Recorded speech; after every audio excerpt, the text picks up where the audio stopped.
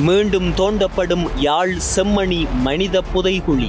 செய்திகளை வெளியிடுவதற்கு தடை விதிப்பு. கனேடிய தூதரை அழைத்து மிரட்டியது அனுர அரசாங்கம். கனடாவில் எழுந்த இனப்படுகொலை நினைவு சின்னம் தகர்க்கப்படுமா? ஈழத் தமிழர்களுக்கு எதிராக மீண்டும் ஒன்று சேரும் அனுரவும் ராஜபக்ஷர்களும். தமிழ் இனவழிப்பே நடைபெறவில்லை என்று உறுதி. மகிந்தவை திடீரென சந்திக்க வீட்டுக்கு சென்ற ரணில். நடந்த உண்மை என்ன? விடுதலை புலிகளிடமிருந்து மீட்கப்பட்ட நகைகளை நான் 2000 கிளிநொச்சி மக்களுக்கே கொடுத்து விட்டேன். மகிந்த உறுதி. பெரும் சர்ச்சையை ஏற்படுத்தியுள்ளது ஆணையிறவு உப்பளத்தின் பெயர். வெடித்தது போராட்டம். யாழ்ப்பாணம் செம்மணி பகுதியில் மனித எச்சங்கள் மீட்கப்பட்ட பகுதிகளில் அகழ்வு பணிகள் இன்றைய தினம் இடம்பெற்று வருகின்றது. கடந்த பிப்ரவரி மாதத்தில் செம்மணி பகுதியில் உள்ள இந்து மயானத்தில் அபிவிருத்தி பணிகளுக்காக குழிகள் வெட்டப்பட்ட போது அதற்குள்ளிருந்து மனித எச்சங்கள் மீட்கப்பட்டன. இது தொடர்பில் காவல்துறையினரிடம் வழங்கப்பட்ட முறைப்பாட்டுக்கு அமைவாக விடயத்தை காவல்துறையினர் நீதிமன்றத்தின் கவனத்திற்கு கொண்டு சென்றார்கள். அதனைத் தொடர்ந்து பிப்ரவரி மாதம் 20ஆம் தேதி சம்பவ இடத்தில் நீதவான் ஆய்வு பணிகளை மேற்கொண்டார். இதன்போது மனித எச்சங்கள் மீட்கப்பட்ட பகுதியை ஆய்வுகளுக்கு உட்படுத்தவும் தொடர்ந்து அகழ்வு பணிகளை முன்னெடுக்கவும் தீர்மானம் எடுக்கப்பட்டிருந்தது. இதன் தொடர்ச்சியாகவே இன்றைய தினம் அகழ்வு ஆராய்ச்சி நடவடிக்கைகள் இடம்பெற்று வருவதாக தெரிவிக்கப்படுகின்றது. அந்த வகையில் துறைசார் வல்லுநர் பேராசிரியர் சோமதேவ தலைமையில் இந்த ஆய்வு பணிகள் இடம்பெற்று வருகின்றது. பேராசிரியர் சோமதேவ கடந்த 3ஆம் தேதியன்று மனித எச்சங்கள் அவதானிக்கப்பட்ட இடத்தில் கண்காணிப்பு நடவடிக்கைகளில் ஈடுபட்டார் என்பதும், அதே நேரத்தில் குறித்த விடயங்களை செய்தியாக வெளியிடுவதற்கும் சேகரிப்பதற்கும் ஊடகவியலாளர்களுக்கு தடை விதிக்கப்பட்டுள்ளது. இலங்கையின் வெளியுறவு அமைச்சர் விஜித ஹேரத் நேற்று கனேடிய உயர்ஸ்தானிகரை சந்தித்து ஆதாரமற்ற இனப்படுகொலை குற்றச்சாட்டுகள் மற்றும் அத்தகைய நினைவு சின்னங்களை நிர்மாணிப்பதற்கான அனுமதிக்கு இலங்கை அரசாங்கத்தின் கடுமையான எதிர்ப்பை வலியுறுத்தியுள்ளார். இத்தகைய நடவடிக்கைகள் நல்லிணக்கம் மற்றும் தேசிய ஒற்றுமைக்கான அரசாங்கத்தின் முயற்சிகளை சிக்கலாக்கி குறை மதிப்பிற்கு உட்படுத்துவதாகவும் விஜித ஹேரத் சுட்டிக்காட்டினார். இனப்படுகொலை தொடர்பான ஆதாரமற்ற குற்றச்சாட்டுக்களை இலங்கை அரசாங்கம் கடுமையாக நிராகரிப்பதாகவும் கனடாவில் தமிழ் இனப்படுகொலை நினைவு சின்னம் கட்டியெழுப்புவதற்கு இலங்கை அரசாங்கம் கடும் எதிர்ப்பை வெளியிட்டிருப்பதையும் இதன் மூலமாக காணக்கூடியதாக இருக்கின்றது. இது தொடர்பான அறிக்கை இலங்கையின் வெளியுறவு மற்றும் சுற்றுலா அமைச்சர் வெளியிடப்பட்டுள்ளது. இலங்கையில் போரின் இறுதி கட்டத்தின் போது இனப்படுகொலை நடத்தப்பட்டதாக கூறப்படும் குற்றச்சாட்டு எந்தவொரு நம்பகமான அதிகாரியினாலும் நிரூபிக்கப்படவில்லை என்றும் அது தவறான தகவல்களை அடிப்படையாக கொண்டது என்றும் அந்த அறிக்கையில் கூறப்பட்டுள்ளது. குறித்த தவறான கதையை இலங்கை கடுமையாக நிராகரிப்பதாகவும் கனடாவில் தேர்தல் ஆதாயத்திற்காக இது முதன்மையான பிரச்சாரமாக செய்யப்பட்டு வருவதாகவும் அவர் கூறியுள்ளார். இலங்கை அரசின் அறிக்கையில் மேலும் தெரிவிப்பதாவது: ஏப்ரல் 2021 கனடாவின் வெளியுறவு திணைக்களம், வர்த்தகம் மற்றும் அபிவிருத்தி திணைக்களம் இலங்கையில் இனப்படுகொலை நடத்தப்பட்டதாக கனேடிய அரசாங்கம் எந்த கண்டுபிடிப்புகளையும் செய்யவில்லை என்பதை உத்தியோகபூர்வமாக உறுதிப்படுத்தியுள்ளது. கனடா 2006ஆம் ஆண்டு தமிழீழ விடுதலை புலிகளை பயங்கரவாத அமைப்பாக அறிவித்ததுடன் 2024 ஜூன் மாதத்திலும் அந்த பெயரை மீண்டும் உறுதிப்படுத்தியது. கனடாவில் பிரம்டன் நகரத்தில் உள்ள தமிழ் இனப்படுகொலை நினைவு சின்னம் என்று அழைக்கப்படுவதை இலங்கை அரசாங்கம் பலமுறை கடுமையாகவும் எதிர்த்துள்ளது.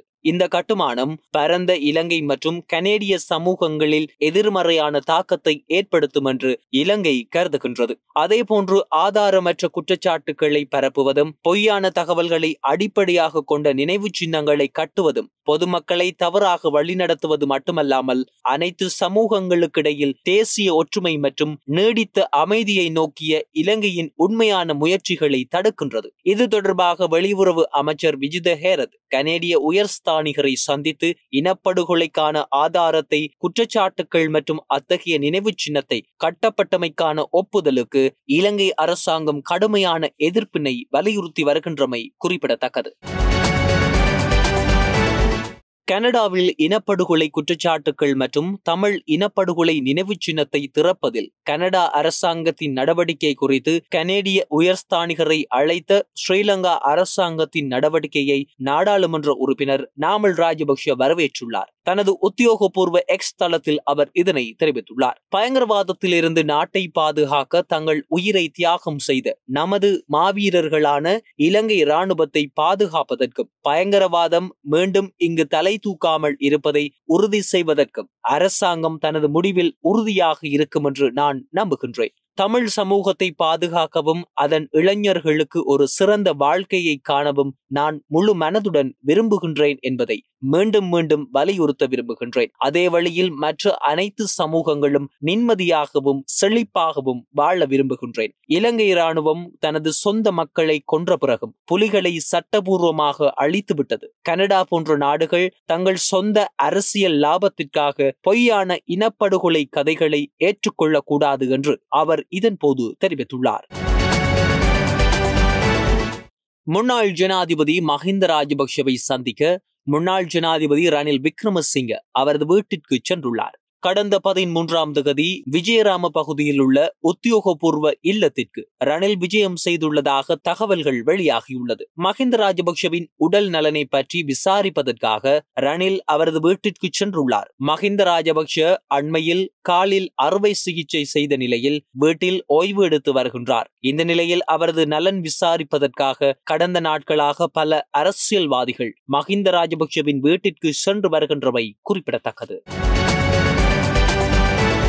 தமிழீழ விடுதலை புலிகள் அமைப்பின் கட்டுப்பாட்டின் கீழ் வடக்கு கிழக்கு பிரதேசங்கள் இருந்த சந்தர்ப்பத்தில் அவர்களால் சேமிக்கப்பட்ட தங்க நகைகள் தொடர்பில் ஆராய்வதற்கு முன்னாள் ஜனாதிபதி மஹிந்த ராஜபக்ஷ தலைமையில் இராணுவம் ஒரு விசேட நடவடிக்கையை மேற்கொண்டது என முன்னாள் நாடாளுமன்ற உறுப்பினர் உதய கம்மம்பில சுட்டிக்காட்டியுள்ளார்.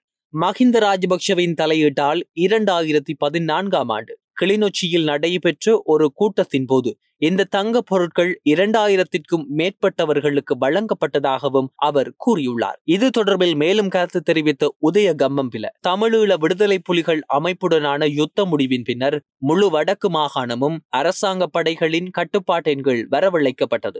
இராணுவத்தால் அப்போது கண்டுபிடிக்கப்பட்ட தங்கம் அப்போதைய ஜனாதிபதி மஹிந்த ராஜபக்ஷ மற்றும் அவரது குடும்பத்தினரின் தனிப்பட்ட பயன்பாட்டிற்காக பெறப்பட்டது என்று சிலர் குற்றம் சாட்டுகின்றார்கள். உண்மையில் தங்க பொருட்களுக்கு என்ன நடந்தது என்பது குறித்து திகதிகள் மற்றும் ஆதாரங்களுடன் தெளிவான வெளிப்படுத்தல்கள் காணப்படுகின்றது.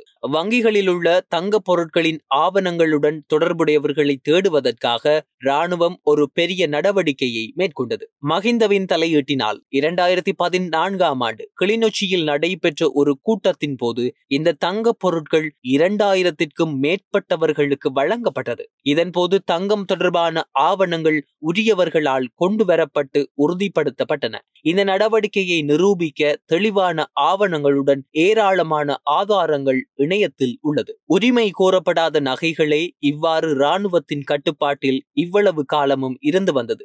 இந்த நகைகளை தேர்தலை இலக்கு வைத்தே இராணுவத்திடமிருந்து பெற்று போலீசாரிடம் ஒப்படைப்பதற்கான ஒரு நகர்வை தற்போதைய அரசாங்கம் முன்னெடுத்திருந்தது. குறிப்பாக இராணுவமும் போலீசாரும் அண்ணன் தம்பி போன்றவர்கள் என்பதை நினைவில் நாம் கொள்ள வேண்டும். ஆனால் சமூகத்தின் பெரும்பான்மையானவர்கள் இன்னும் மஹிந்த இந்த தங்கத்தை தனது நெருங்கிய குடும்ப நண்பர்களுடன் பகிர்ந்து கொண்டார் என்று நினைக்கின்றார்கள். ஆனால் அது முற்றிலும் பொய்யானது என்றும் கிளிநொச்சியில் வைத்து 2000க்கும் அதிகமானவர்களிடம் மீண்டும் தங்க நகைகள் ஒப்படைக்கப்பட்டது என்றும் அவர் கூறியுள்ளார். விரைவில் ஆணையிறவு உப்பு என்ற பெயருடன் உப்பளத்தின் உப்பை பெற்றுக்கொள்ள முடியும் என நாடாளுமன்ற உறுப்பினர் இளங்குமரன் தெரிவித்தார். ஆணையிறவு உப்பளத்தில் பணிபுரியும் ஊழியர்கள் நேற்று பல்வேறு பிரச்சனைகளை சுட்டிக்காட்டி கவனஈர்ப்பு போராட்டத்தை முன்னெடுத்திருந்தார்கள். போராட்டத்தை அடுத்து அங்கு விஜயம் செய்த போதே அவர் இவ்வாறு கூறியிருந்தார். ஆணையிறவு உப்பளத்தில் இதுவரையில் உப்பு உற்பத்தி முழுமையாக செய்யப்படவில்லை. தற்போது உப்பு உற்பத்தி செய்யும் இயந்திரம் பழுதடைந்து காணப்படுகின்றது. இதன் காரணமாக இதற்கான உதிரி பாகங்கள் இந்தியாவிலிருந்து கொள்வனவு செய்யப்பட்டு தற்பொழுது கொழும்பை வந்தடைந்துள்ளது. ஓரிரு தினங்களில் உப்பளத்தின் உப்பு உற்பத்தி மீண்டும் செயல்பட ஆரம்பித்த பின்னர் நியாயமான விலையில் ஆணையிறவு உப்பு என்ற பெயருடன் உப்பளத்தின் உப்பை பெற்றுக்கொள்ள முடியும். இதன்போது முன்னெடுக்கப்பட்ட போராட்டமானது நியாயமானது. அவர்களுக்கான அடிப்படை உரிமை, போக்குவரத்து வசதி என்பவற்றை உப்பு உற்பத்தி மீண்டும் ஆரம்பிக்கப்பட்ட பின்னர் படிப்படியாக பணியாளர்களுக்கான அனைத்து நன்மைகளும் வரப்பிரசாதங்களும் பெற்றுக் கொள்ளப்படும் என நாடாளுமன்ற உறுப்பினர் இளங்குமரன் நம்பிக்கை வெளியிட்டுள்ளார்.